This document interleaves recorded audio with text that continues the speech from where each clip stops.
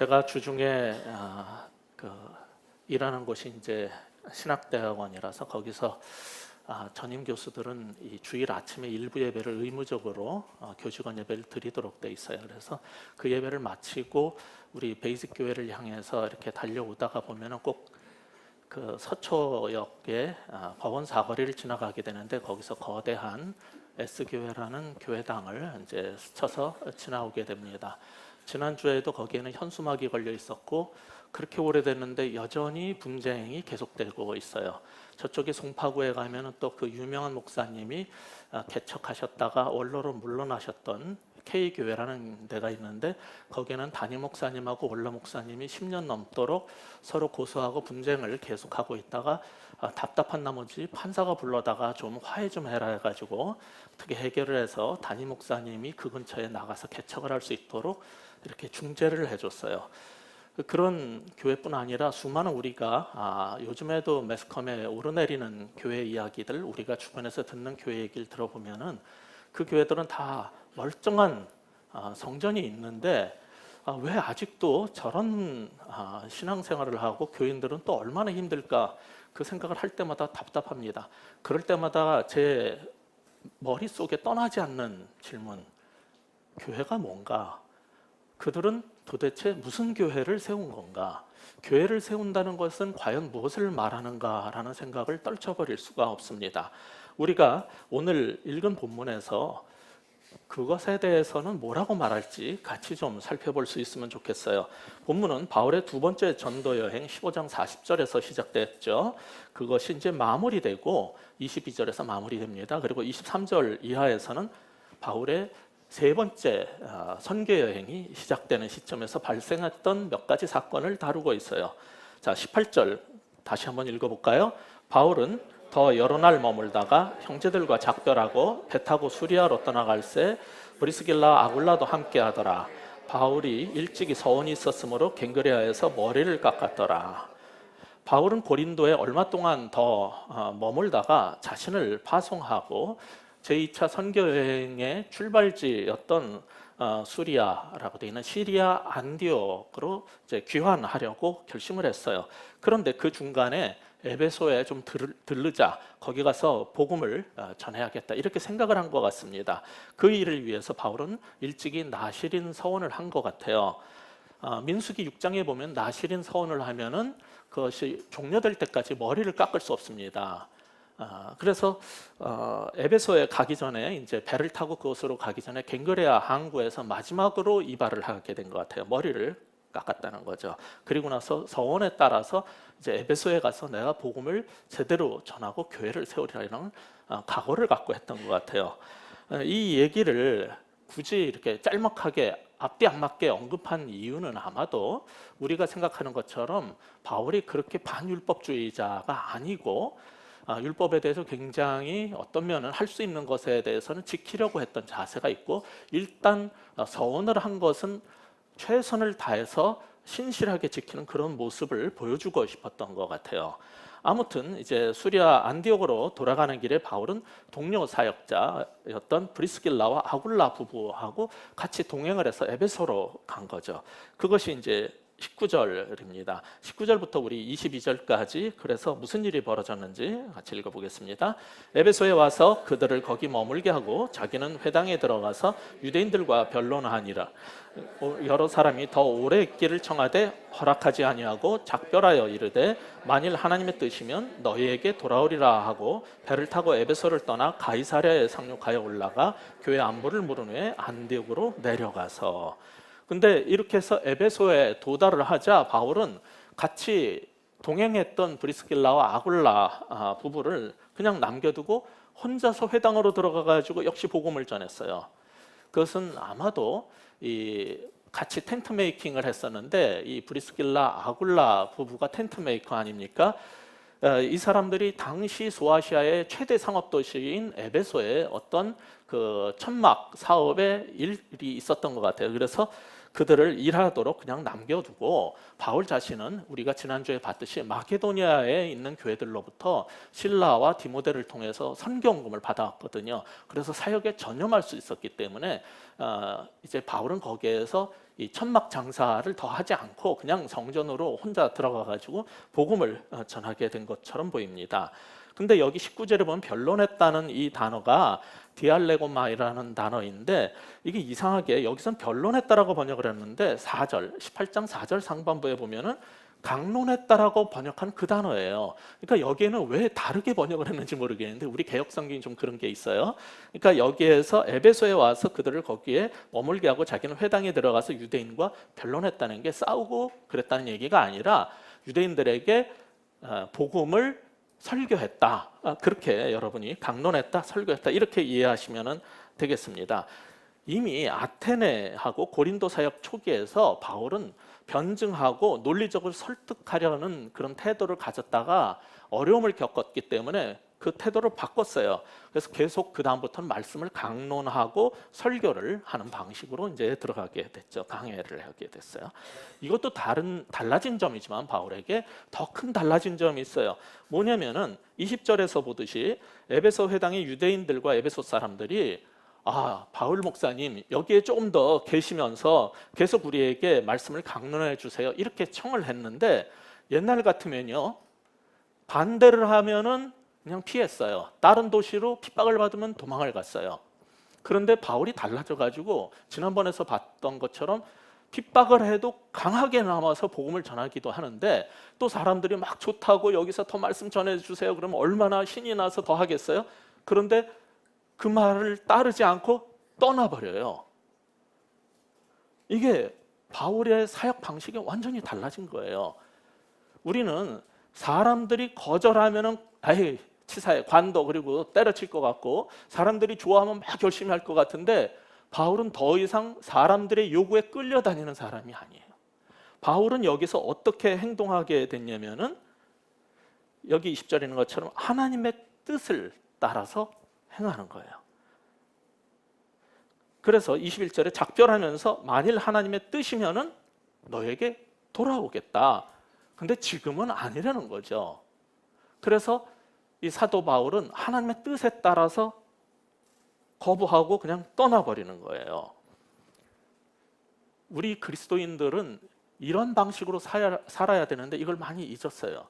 오히려 그 이슬람 사람들은 뭐 오래된 팝송 제목도 있지만 인샬라, 그냥 주님의 뜻이면, 신의 뜻이면, 이게 입에 뵐 정도로 너무 지나치게 해서 탈이지만은 원래 성경적으로 산다는 건 뭐냐면 우리의 인생에서 중요한 것을 결정하고 어떤 것을 행동할 때 주의 뜻을 묻고 하는 거예요. 바울은 로마서를 시작하는 1장 10절에 보면은 어떻게 하든지 이제 하나님의 뜻 안에서 너희에게로 나아갈 좋은 길 얻기를 구하노라 라고 했고, 로마서가 마쳐지는 15장 32절에서도 나로 하나님의 뜻을 따라 기쁨으로 너희에게 나아가 너희와 함께 편히 쉬게 하라.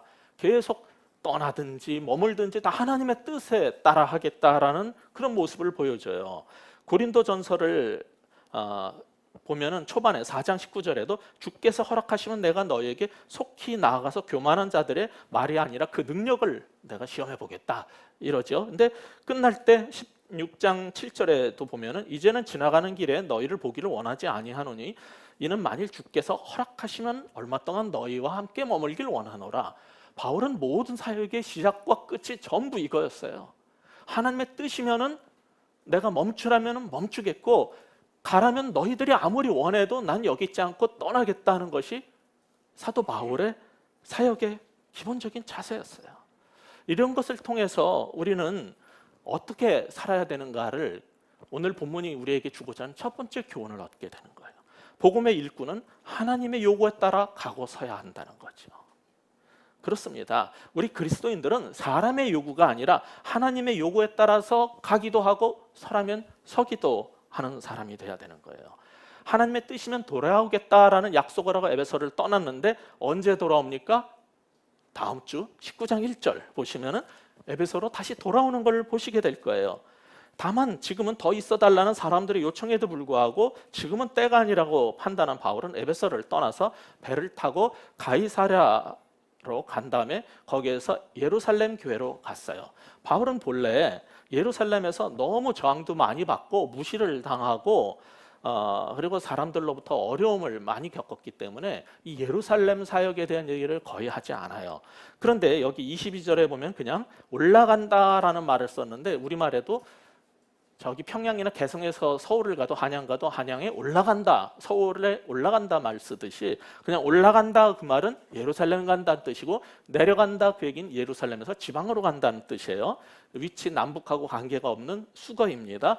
그래서 그냥 예루살렘으로 갔는데 예루살렘에 가서 선교 보고도 했을 것이고 안부도 물었겠죠. 그러다가 예루살렘 교회 우리 형제 자매들이 이 가나안 재난으로 말미암아 너무 궁핍하고 어렵게 살고 있다는 것을 알게 된 것 같아요. 그래서 나머지 바울 서신을 보면은 이 예루살렘 교회에 헌금을 하자 이래가지고 헌금해주는 그런 아마 계기가 된 게 바로 이 시점이 아닐까 하는 생각이 듭니다. 아무튼 예루살렘을 거쳐서 바울은 북쪽에 있는 안디옥으로 귀환을 했어요. 그게 22절 내용이죠. 거기서 이게 이제 AD 52년경의 얘기인데 AD 52년 겨울부터 54년 봄까지 한 1년 6개월 가량을 또 거기에 머물다가 이제 3차 전도 여행을 떠나는 게 23절 본문 23절입니다. 요 시간의 갭을 얘기하는 게 23절이 얼마 있다가라는 표현이에요. 얼마 있다가가 바로 그 1년 6개월 정도 이제 안디옥에 가 있었다는 얘기죠. 이렇게 해서 23절부터 바울의 제3차 전도 여행이 시작되는 거예요. 자, 23절 읽어볼까요? 얼마 있다가 떠나 갈라디아와 부르기아 땅을 차례로 다니며 모든 제자를 굳건하게 하니라. 24절부터 26절까지도 한 번 더 그냥 계속 읽겠습니다. 알렉산드리아에서 난 아볼로라 하는 유대인이 에베소에 이르니 이 사람은 언변이 좋고 성경에 능통한 자라. 그가 일찍이 주의 도를 배워 열심으로 예수에 관한 것을 자세히 말하며 가르치나 요한의 세례만 알따름이라. 그가 회당에서 담대히 말하기 시작하거늘 브리스길라 아굴라가 듣고 데려다가 하나님의 도를 더 정확하게 풀어 이르더라. 바울이 3차 전도 여행을 가 있는 동안에 아볼로라 하는 유대인 크리스찬 전도자였어요. 이 사람은 유대인이지만은 예수님을 믿는 크리스찬 전도자였는데 바울이 떠난 에베소에 도착을 했습니다. 이 아볼로가 고향이 어디라고 여기 나와 있죠? 이집트 북쪽, 북아프리카 로마라고 할 만한 교육과 철학의 중심지였던 알렉산드리아 사람이에요. 그 알렉산드리아는 유대인이 본토 외에 제일 많이 살던 곳이에요. 그래서 그곳에서는 헬라어, 로마말 이런 걸 하는 그 유대인의 후예들을 위해서 구약 성경, 이 히브리어로 되어 있는 구약 성경을 헬라어로 번역한 70여 개 만들어질 정도로 기독교 신앙이 굉장히 유대교 신앙이 발전되어 있던 곳이에요. 여기 출신이니까 이 아폴로가 성경이 능통할 수밖에 없죠. 그런 교육을 계속 어려서부터 유대인으로서 받아온 거예요. 그러다가 예수님에 대해서 알게 되고 예수님에 대해서 매료된 나머지 예수님에 대해서 이제 열심히 전하기 시작했어요. 그런데 여기 보면은 이 알렉산드리아가 성경의 도시이기 때문에 성경에도 능통하고 또 로마, 아테네 못지않은 철학과 그런 수사학의 본산지였기 때문에 이 아폴로는 굉장히 수사학적 표현도 잘하고 말을 잘해서 언변에 능하다. 이렇게 해놓은 거예요. 그렇게 묘사할 정도죠. 거기에다가 한 가지 더 뭐가 좋은 점이 있었냐면은 일단 예수님에 대해서 알게 된 다음에 여기 우리 성경이 열심으로 이렇게 돼 있지만 그건 영이 타올라서라는 뜻이에요, 원래는. 그래서 뜨거운 심령으로 예수님에 대해서 열심히 가르치던 열정 넘치던 전도자였어요.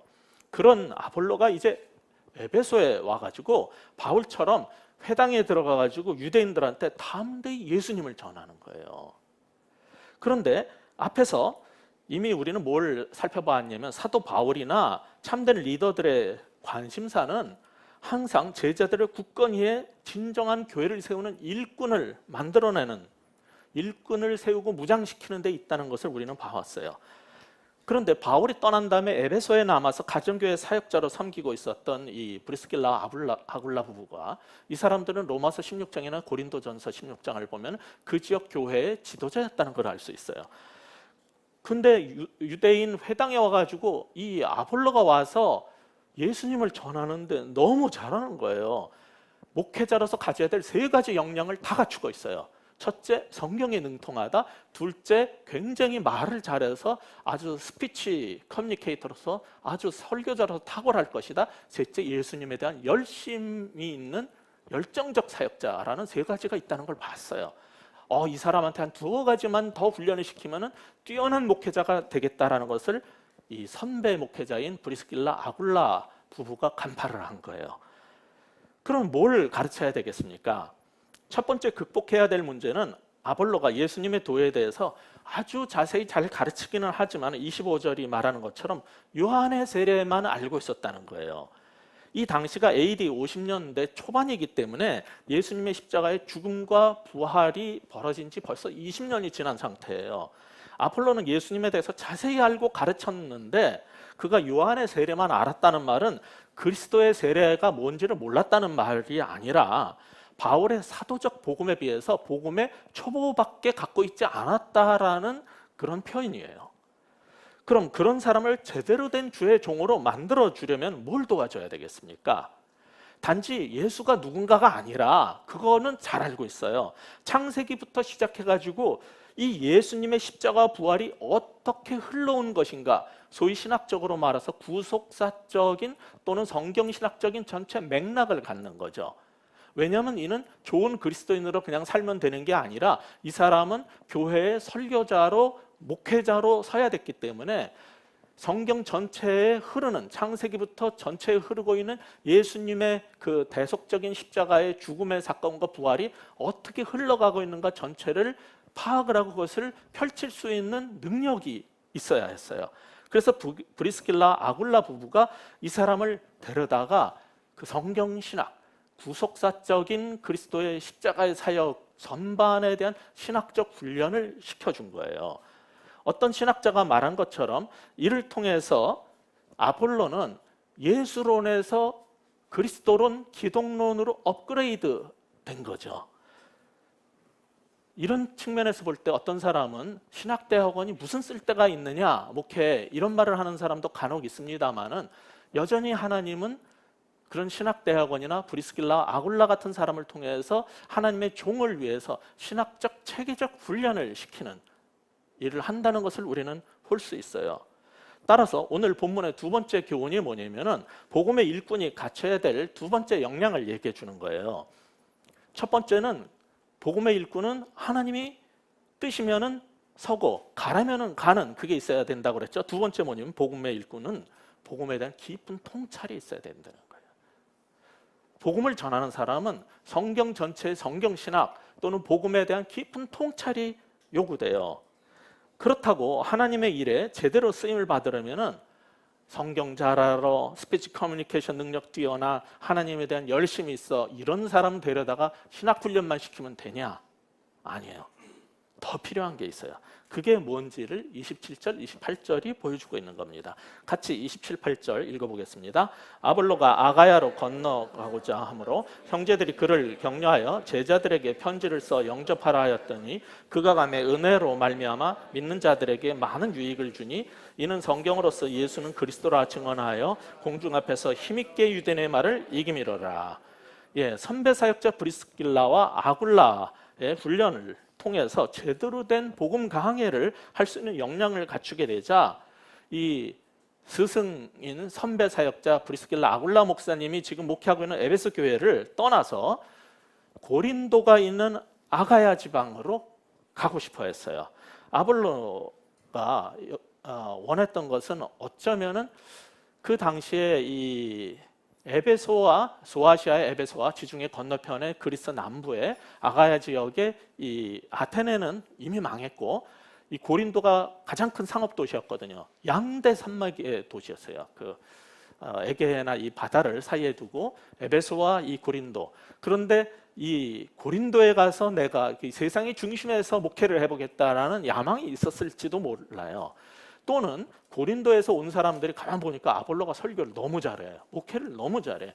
근데 여기는 더 훌륭한 브리스길라 아굴라 목사님이 딱 자리를 잡고 에베소 교회를 이끌고 있어요. 그러니까 여기는 그분들에게 맡겨두고 당신은 우리 고린도 쪽으로 와가지고 아가야에 와서 말씀을 전해주세요 라고 청했을지도 모르겠어요. 이유는 우리가 모르지만은 아볼로는 이 아가야로 가고 싶었던 거예요.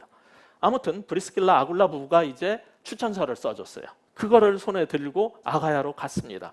그리고 그는 유대인들 앞에서 성경을 펼쳐들고 당신네들이 기다리던 그 메시아가 그리스도가 바로 예수라는 것을 당당하게 담대하게 전파를 했고 세상 말로 목회에 나름 성공했어요.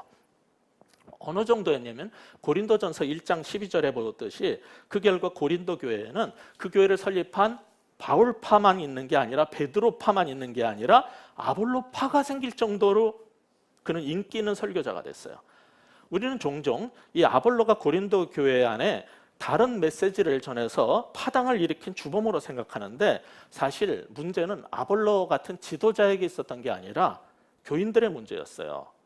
이 고린도 교인들이 어떤 사람이냐면 은사를 조금 받았다고는 하지만 영적으로 너무나 미성숙한 사람들이어가지고 하나님께서 다양한 은사를 가진 목회자들을 통해서 어떻게 서로 보완적이고 더 풍요한 메시지를 주시는지에 대해서 감사하는 게 아니라 자기네들이 좋아하는 설교자를 중심으로 헤쳐모였어요. 그래가지고 나는 그래도 우리 교회를 처음 설립하신 이 바울 목사님 파야.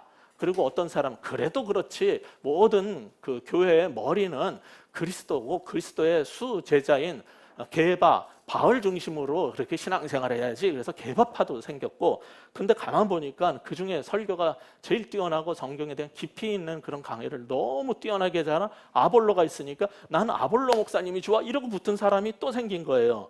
그러니까 이거는 아볼로가 잘못한 게 아니라 교인들의 수준이 그거밖에 안 됐던 거예요. 그래가지고 교회 파당이 생긴 거죠.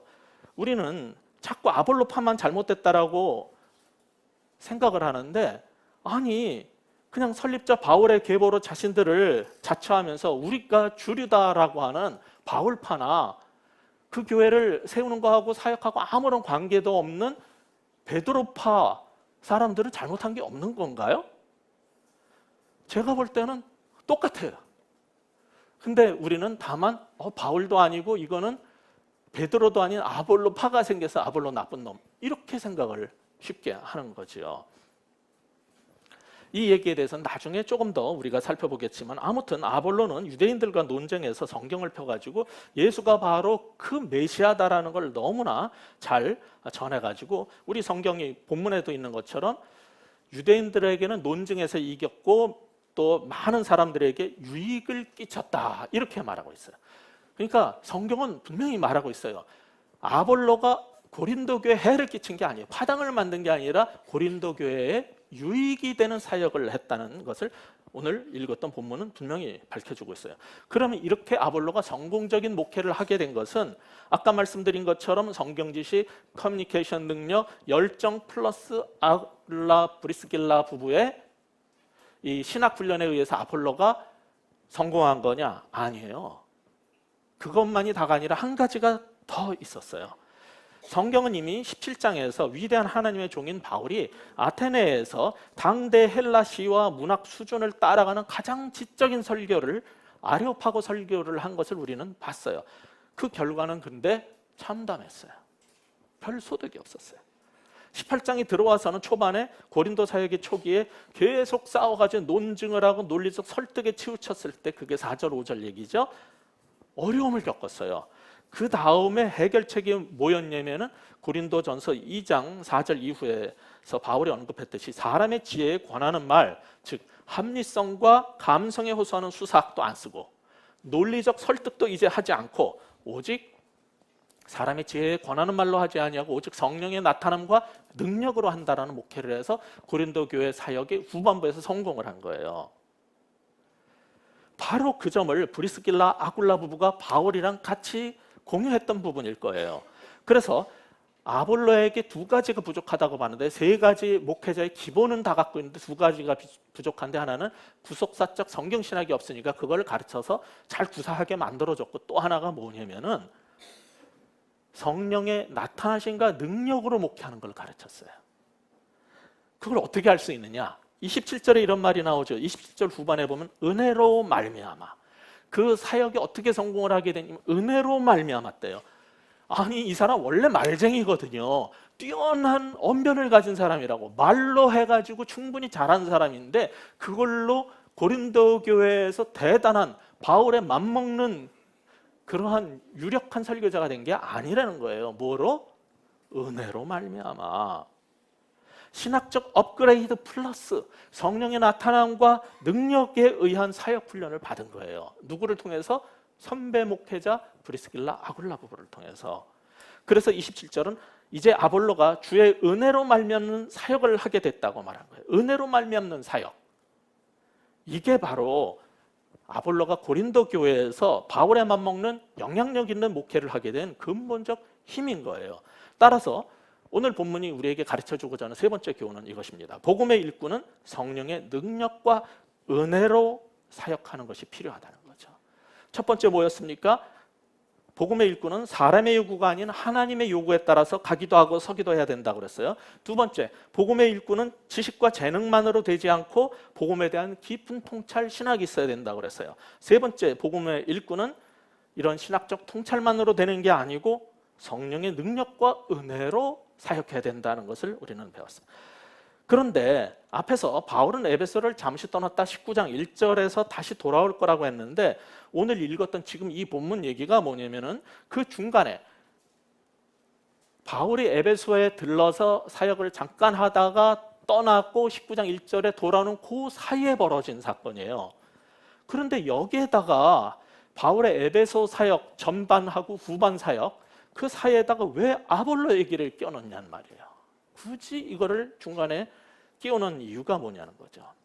아볼로는 아까 말씀드린 것처럼 고린도 교회에 가서 바울의 버금가는 놀라운 사역을 했어요.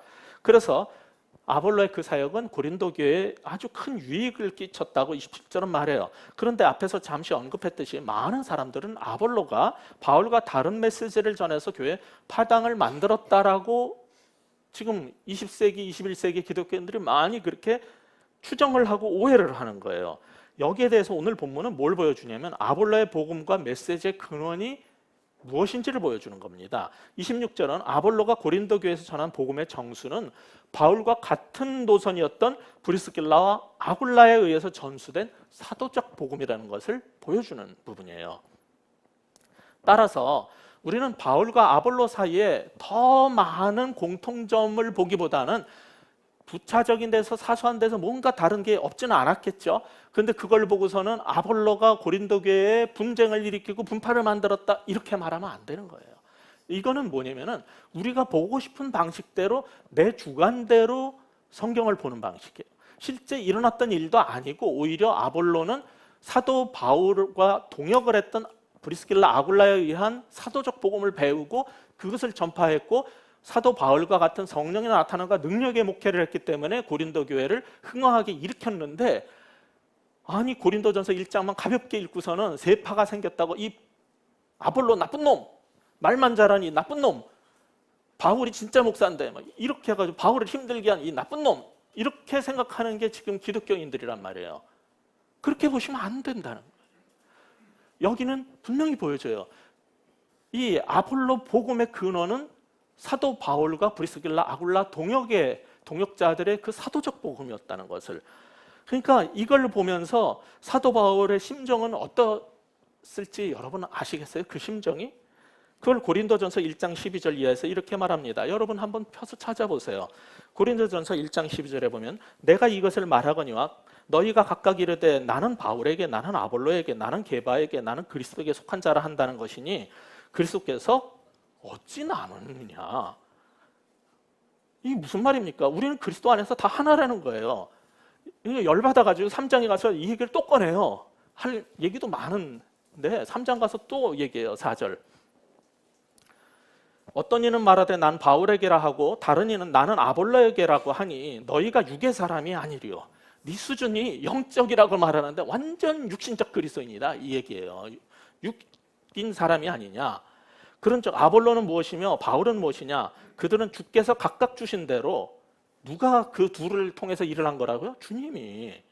너희로 하여금 믿게 한 사역자들이니라. 그럼 바울은 뭐고 아볼로는 뭐냐? 6절입니다. 나는 심었고 아볼로는 물을 주었을 때 오직 하나님께서 자라나게 하셨으니 그런 즉 심는 이나 물 주는 이는 아무것도 아니고 오직 자라게 하시는 이는 하나님뿐이니라. 이 얘기를 통해서 한마디로 결론이 뭡니까? 우리는 둘 다 하나님의 일을 한 거야. 니네들이 아볼로파 바울파 한 건 니네들이 잘못한 거야. 우리는 하나님의 동역자야. 제발 정신 차려. 이 육적인 교인들아, 이 얘기를 지금 화가 나가지고 하는 거예요, 바울이. 그래놓고 나보고 뭐 사도권이 어쩌고 저쩌고 막 말이 많어? 굉장히 열받아 있거든요, 지금 고린도전서 후서를 쓸 때. 그러니까 우리가 교회를 꽤 다녔는데도, 신앙생활을 했는데도 어떤 습성이 있냐면은 우리하고 같다고 생각되는 사람들끼리 모아요. 그리고 우리랑 조금 다르다고 생각되는 사람은 은연중에 구별을 해요. 이게 뭐냐면 파당을 만드는 거예요. 우리가 무슨 새누리당을 만듭니까? 우리가 한나라당을 만듭니까? 교회에서는 그런 거 당 안 만들어요. 근데 은연중 하는 게 뭐라고요? 나랑 제일 잘 맞는 사람끼리 모이고 그렇지 않은 사람들을 약간 구별하고 거리를 두는 게 파당을 짓는 거예요. 그러니까 이런 모습을 통해 가지고 지금 성경은 뭘 보여주고 싶은 겁니까? 우리 모두는 다 하나님의 한 종이고 교회는 한 복음의 열매고 우리는 다 한 가족이다라는 걸 얘기하는 거죠. 그럼에도 불구하고 이렇게 나누면 어떡하냐, 이 얘기예요. 바로 이런 점을 확인해 보기 위해서 우리는 오늘도 사도행전을 펼치는 거고 우리는 성경을 읽는 거예요. 성경은 계속 보고 근데 이런 거가 안 들어오고 여전히 똑같은 짓을 계속하면은 교회는 2000년이 지나도 3000년이 지나도 소망이 없어요. 맨날 파당 짓고 나뉘고 힘들 거예요. 그러면은 이런 일들을 통해서 이제 마치면서 바울의 선교 여행의 핵심이 뭐였는지를 잠시 이제 확인하고 마무리를 하려고 하는데, 자, 이런 상황 속에서 바울은 어떤 데에 목회의 중심을 뒀을까요?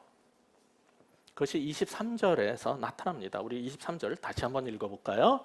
얼마 있다가 떠나 갈라디아와 부르기아 땅을 차례로 다니며 모든 제자를 굳건하게 하니라.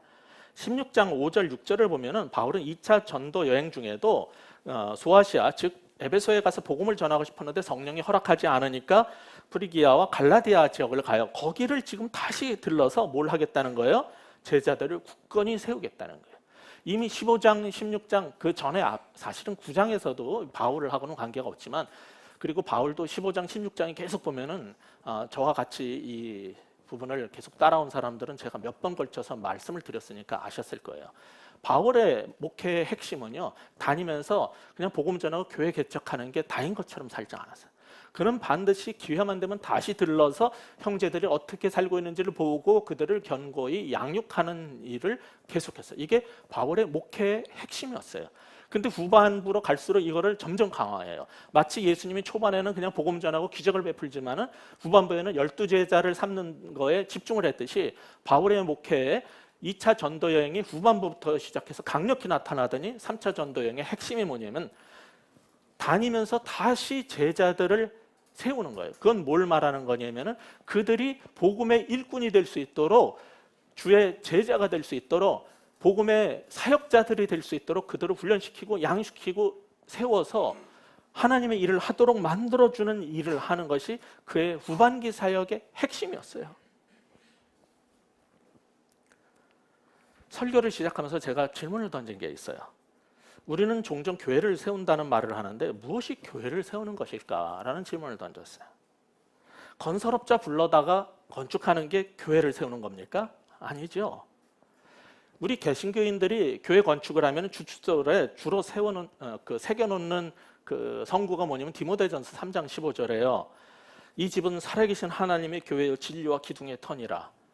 근데 지난주에 우리 교회 우리 최 목사님 또 부부하고 저희 노 목사님, 권 목사님, 뭐 몇 전도사님, 뭐 몇 명이 와가지고 같이 밥 먹고 차 마시러 제 직장인 제 방배동에 있는데 그 근처에 있는 성당에 가서 커피를 마셨어요. 그러면서 나오면서 전부 다 보고 놀란 게 있는데 그 교회의 주춧돌에는 뭐라고 새겨 있냐면은 이거 가톨릭 성당의 주춧돌인데 여러분이 하나님의 성전입니다라고 새겨 있어요. 그들은 그 성당을 열심히 지었지만은 그들은 그 성당이 성전이라고 생각하지 않았어요.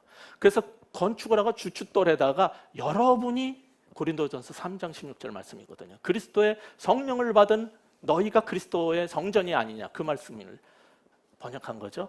너희가 하나님의 성전이 아니냐. 이게 가톨릭 교인들이 깨달은 거예요, 지금. 근데 개신교 교인들이 이걸 몰라요. 우리가 교회라는 사실을 여전히 모르고 있어요. 교회를 세운다는 건 뭡니까? 그렇다면 사람을 세우는 거예요. 사람을 세우려면 어떻게 해야 되는 겁니까?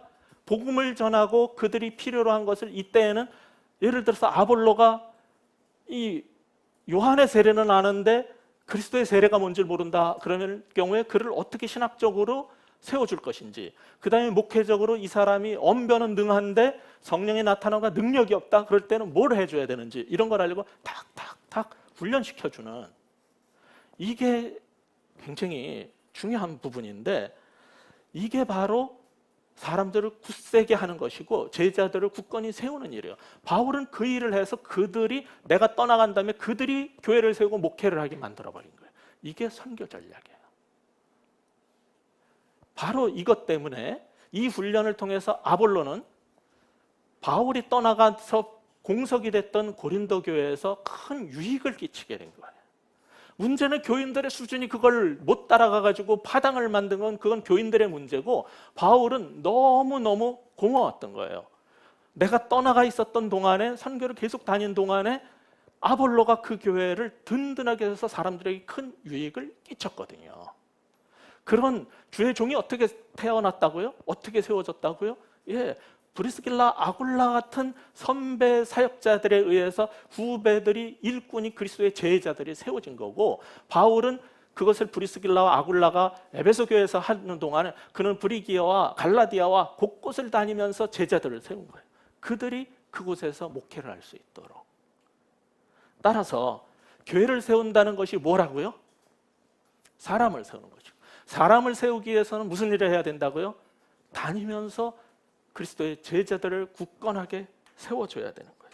교회를 세운다는 것은 성전 건축도 아니고 팬클럽을 한 곳에 많이 모아놓는 것도 아니고, 오직 예수님이 그 생애 마지막에 하셨던 것처럼, 사도 바울이 선교 여행을 다니면서 했던 마지막 과업처럼 주의 제자들을 세우는 거예요. 따라서 오늘 본문의 결론, 복음의 일꾼을 든든히 세우는 게 교회를 세우는 것이다. 이거를 성경은 우리에게 말해주는 거예요. 그것은 목사님만이 하는 일이 아니라는 거예요. 우리 모두의 일이에요. 왜냐하면 우리는 모두가 만인 제사장이고 하나님의 왕 같은 제사장이요 일꾼들이거든요. 따라서 우리 모두가 교회이고, 우리가 교회를 세워야 되고, 우리가 교회를 세우기 위해서는 우리 교회에 온 연약한 새신자들, 그리고 초보자들을 제자로 든든하게 세우는 훈련을 시켜줄 수 있어야 돼요. 그 일을 감당할 수 있어야 돼요.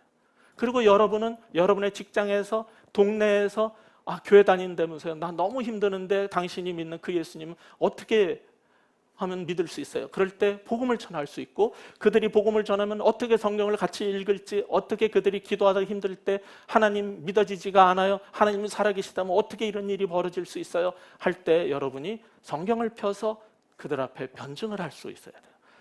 그렇게 해서 그 사람 하나를 세우면 그 가족이 변할 것이에요. 그게 뭐라고요? 성경이 말하는 교회를 세운다는 거예요. 교회는 건설업자 데려다가 건축하는 게 교회를 세우는 게 아니라, 그리스도의 제자를 굳건히 세우고 그들이 훈련받은 대로 또 다른 사람에게 복음을 전하고 사람들을 세워가는 게, 이게 바로 교회를 세우는 일입니다. 오늘날 정말 교회가 세워진다는 게 뭔지를 모르고, 정말 가장 큰 성전을 짓겠다 열심으로 성전 짓고 기껏 다 지어놓고 싸우고 나뉘는 그런 세대 속에서 참된 교회를 제대로 세울 수 있는 주의 제자들 모두 되시기를 주의 이름으로 축원합니다. 기도하겠습니다. 하나님 아버지, 교회를 세운다는 말을 많이 하지만은 도대체 뭐가 교회를 세우는 건지, 그냥 예수 믿는 사람끼리 모여서 많이 모여서 예배만 드리면 그게 교회가 세워지는 것인지 우리로 돌아보게 하시고, 예수님이 어떻게 사역을 하셨고, 사도 바울이 어떻게 사역을 했고, 그의 동역자 브리스길라, 아굴라가 어떻게 사역을 했는지 돌아보게 하여 주시옵소서. 그리고 우리도 아볼로처럼, 브리스길라, 아굴라처럼 정말 주중에는 텐트 메이킹을 하지만은 주여 우리에게 맡겨진 사람들을 교회로 세우는 일에 함께 할 수 있는 주의 종들 모두 되도록 주님 축복하여 주시옵소서. 교회를 수십 년을 들랑달랑 하지만은 남이 해주는 설교나 듣고 남이 해주는 거 아니면 신방 와서 기도해 주는 거 아니면은 홀로 하나님을 만나지도 못하고 외딴 곳에 혼자 남겨지면 버려진 것 같고 좌절하고 절망하고 하나님이 없다라고 그리고 세상 속으로 돌아가는 그런 연약한 존재들 되지 아니하고 우리 자신이 주님 앞에서 말씀 앞에서 굳건하게 설 수 있게 하여 주시고 우리가 만나고 그리고 우리가 경험했던 예수님의 이 복음을 또 다른 사람에게 전할 수 있는 정말로 이 성경에 말하는 것처럼 교회를 세워가는 모든 제자들 될 수 있도록 축복하여 주시옵소서. 예수 그리스도 이름으로 간절히 기도합니다.